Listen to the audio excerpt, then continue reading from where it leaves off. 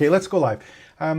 So are you absolutely ready to start creating an online course and one that actually sells? And it doesn't matter whether you're experienced or not experienced, professional, not a professional.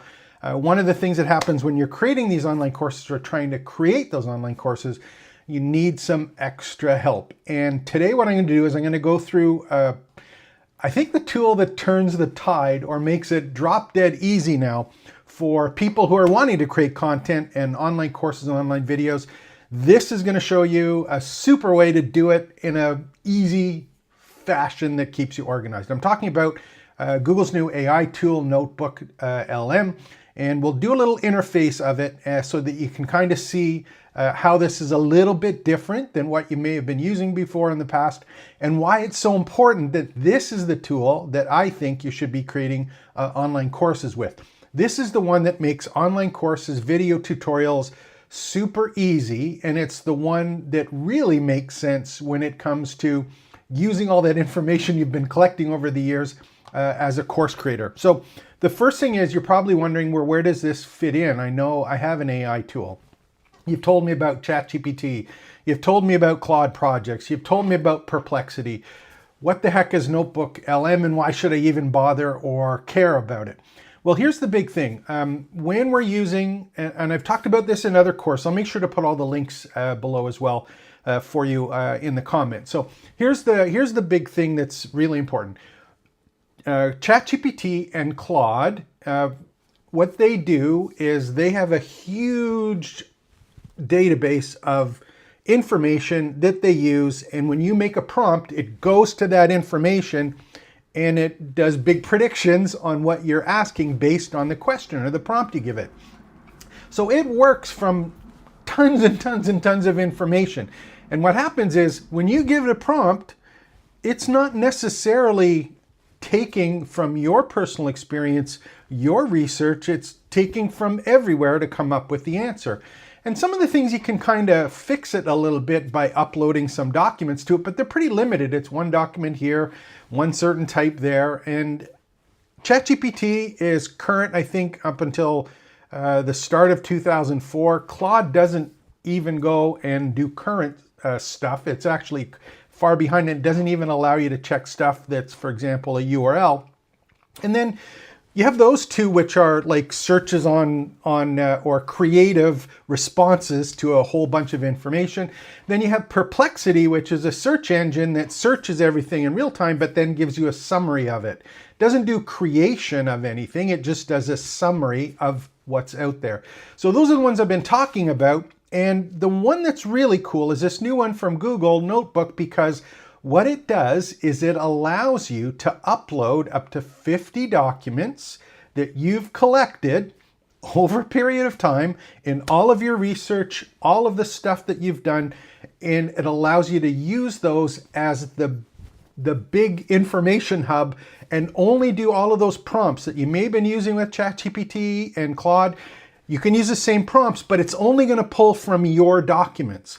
So it works exactly the same, but it's only from your information. So anytime you're creating a course, you can go back, you can take a look at PDF documents you've collected, at websites you've visited, places you've bookmarked, YouTube videos, yours or someone else's. You can have this up to 50 of those reference points and use the same prompts that you've been learning about for ChatGPT and Claude and all of these other AI tools, and only get answers based on your information. So that's the first thing. It completely changes the context of the information that you're using or requesting from when you're doing all of this. So I'm actually, this is free right now. It's experimental. You can go to notebooklm.google.com and you should be able to log in. And this is the interface that you're going to see when you get started. And these are some ones across the bottom are examples you can go play around with. I have one here that I'm just working on right now that I did for this session. I'll open it up. But if you were here and you wanted to create a new one, you would just go and create it here. I'm going to open one that I have. And this one, let me just put this to the side. I'm going to open this one and let's see what happens. So here's the cool thing. When I've been talking about organizing courses and being overwhelmed. The one that I always showed, let me open another page here. I'm going to go, and Claude had something called projects, right? So what a project is it allowed you to kind of organize the artifacts or responses that you may have got in the past. So let me just go and open up one here. Yeah, here's one. So it allows me to collect some chats and keep track of it. That was a good way to organize courses, but it's not nearly enough if you've got a lot of different sources. It doesn't allow you to keep notes or organize your notes like you would in a notebook. The Claude is great for doing that, but the NotebookLM, the Google tool, takes that to another complete different level. And you can see what happens here. I'm going to, when I actually look or get started with the guide here, let me do the interface. I'll just show it what happens here. The first thing is you're going to upload sources. And what I did here is I just click the plus, add the source, and what it allows you to do is basically drag and drop up to 50 documents from your Google Drive, slide presentations that you have, website links, YouTube videos, and you can copy and paste text in.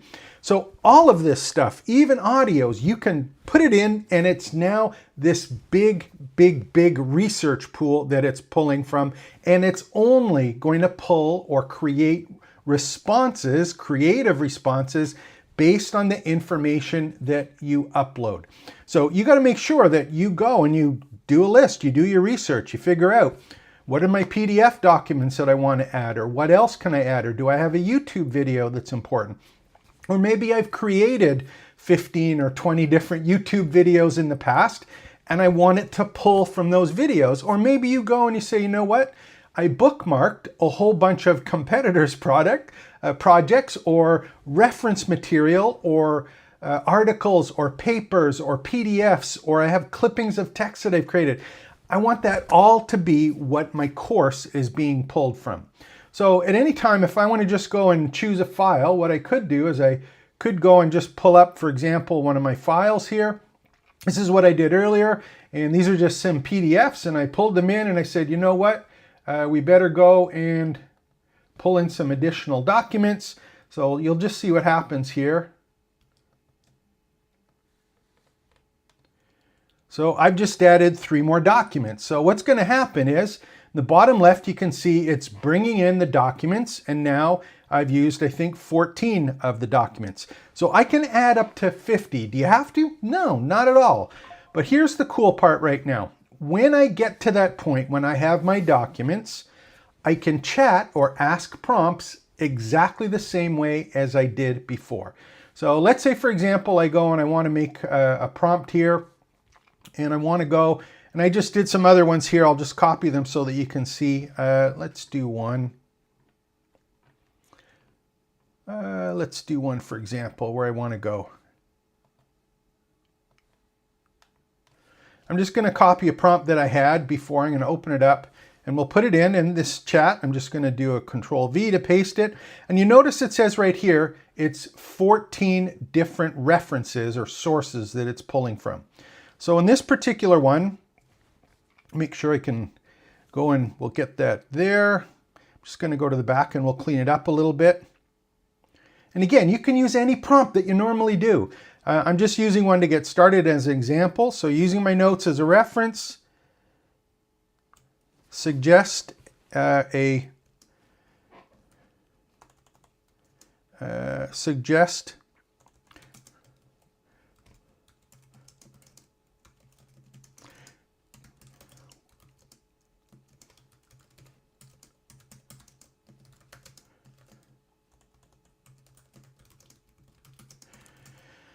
So this one here, all I did is I said, you know what, based on what's there, create an outline or suggest some topics for an online course. So I'm asking it a normal prompt. I guess I didn't do anything fancy, but I'm just asking it a question, and it's going to give an answer based on what it is that I actually put in or uploaded as the sources. Now, while it's doing that, there's some other key stuff that's happening here. I'm using 14 or all of my sources on the left-hand side here. Do I have to use all of my sources? No, not at all. I can pick the ones that I want or don't want just by selecting them or not selecting them. So I have my chat here in the bottom. I just put in the chat. It's come up with an answer for me. And if I look at it, the prompt I used was using my notes as reference, suggested topics and ideas to cover in a YouTube video about creating online courses. So here basically it's created some ideas for me to take a look at or play around with. And these particular points were generated based on the content that I uploaded as sources. And here's some other cool things. At any time, and this is a part where organizing your content comes into play, I can save this response as a note. So I now have a new saved note here, and at any time, if I look at this, you'll see that we have citations. So if I click that, it'll actually give me the source of where this came from. And more importantly, if I want to take a quick look at it, here's where it would be, and there's the actual document that it pulled from.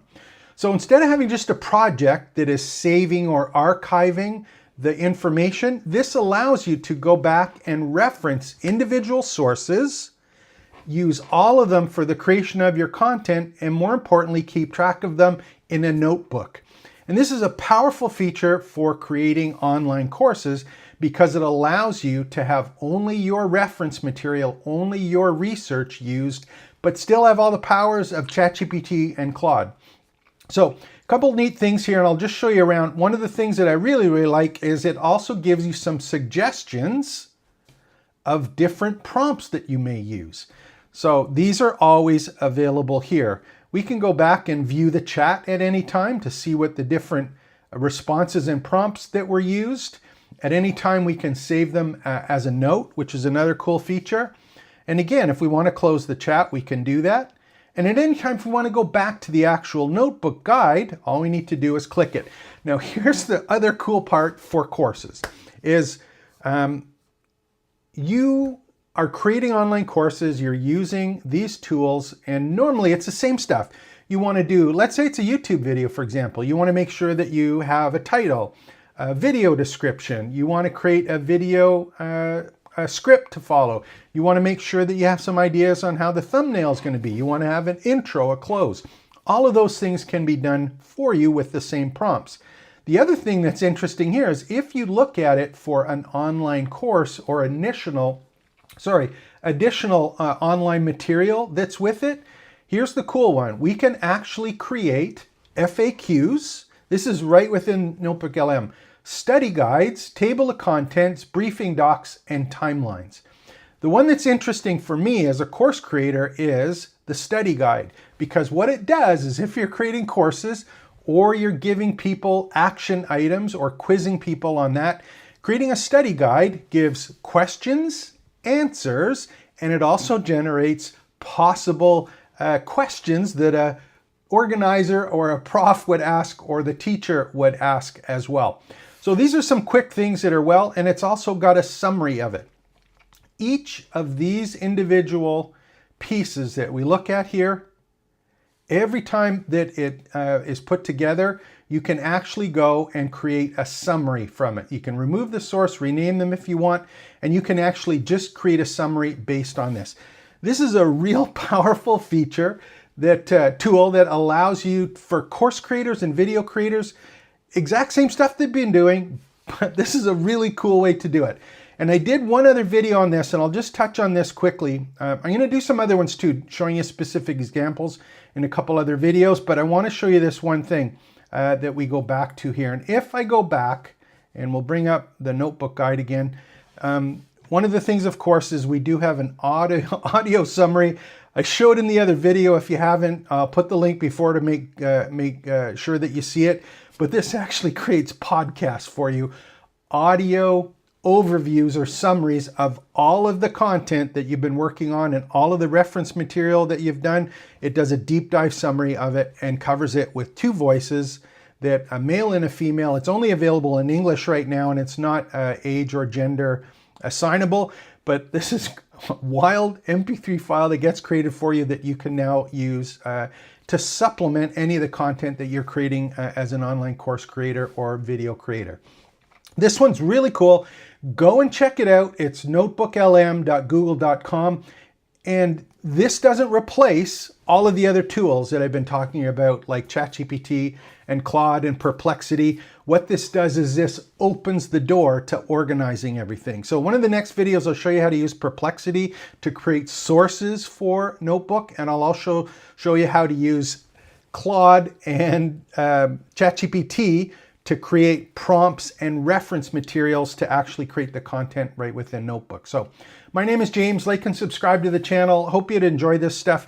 I got all sorts of additional pieces at trainingsites.io, along with some courses on starting, building, and growing your education business. So hope you like this. Let me know if you have any questions, and I'll do my best to help you out. So take care. Expect the best.